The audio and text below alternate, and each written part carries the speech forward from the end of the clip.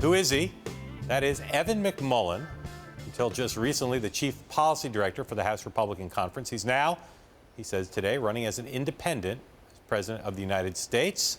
He announced his candidacy. He put out a campaign logo, started a website, and put out a statement. He's not done TV yet, but he did pay a visit to the offices of the National Review. Our next guest was there, kind of a part of history. Joining us now, Ian Tuttle. He's the Thomas L. Rhodes Fellow at the National Review Institute. And you were in the room with him and about how many other people? Indeed, about a dozen. Yeah. You never met him before? Never met him. Heard of him. Did he come across as a president?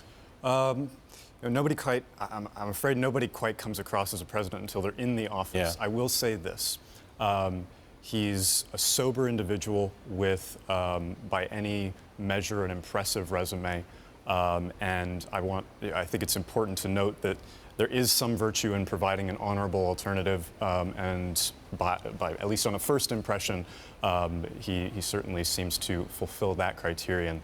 So put all that on the table to start. National Review's been very against Donald Trump for a long time. Are you all, was he there to solicit your editorial support? I mean, I'm sure he was there to introduce himself, and I'm sure he knows that it's a more sympathetic audience than he would receive at, say, the RNC right now. So I'm sure we'll let this play out for a little bit to see what kind of impression he makes with a wider audience. Mark, I want to shift it to you. In terms of the two other independent candidates combined, I think they're at about 12%. When do any of them start to become a factor in an issue? Well, they got to, as Mike Murphy said, you got to get earned media. You got to be in the mix. Something happens. There's a terrorist attack or their jobs numbers have come out. You want to be in the mix so people go to you. And I think, the polls matter most of all. And fundraising. That's going to be a big factor for him. And then obviously poll standing to get into the debates if that threshold is there. Trump doesn't want other candidates in the debate, and that'll be a barrier.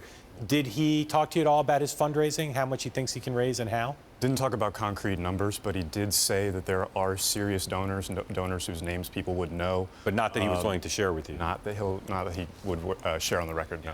What issue positions? He put out a statement today that's on his website. That's kind of a standard boilerplate set of positions. It sounds a lot like Mitt Romney or Paul Ryan. What issues do you think he might talk about to break through against primarily Trump and Clinton? Well, I think he's probably going to focus primarily on national security, in as much as he does talk policy and not sort of the themes. Yeah, these two candidates who he's running against.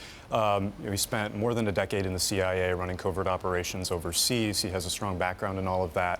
I'd say it's obvious that he knows more about it than Trump, and there's no evidence that he's into international security like the Democratic candidates, so I imagine he's going to push that as a theme. We were talking before you came out. We were both surprised. He made this a big announcement today and was invited on here, declined. We haven't seen him anywhere today.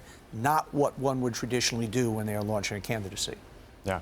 I mean, I'm not sure. There were a couple of, obviously, some of his support staff in the room. They said they're being overwhelmed with media requests and trying to fill as many of those as possible. And they said to, be looking for his face and voice over the next couple of days. He'll try and be in as many places as possible. So that's as much as I know. Did he show a sense of humor? Yes. Yes. Yes, he did. He's quiet, articulate.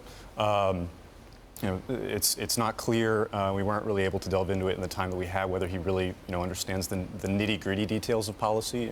He's been chief policy advisor, so I imagine he can talk about some of these issues and at a fairly precise level. But it's going to be difficult, I think, for him sort of temperamentally. Right.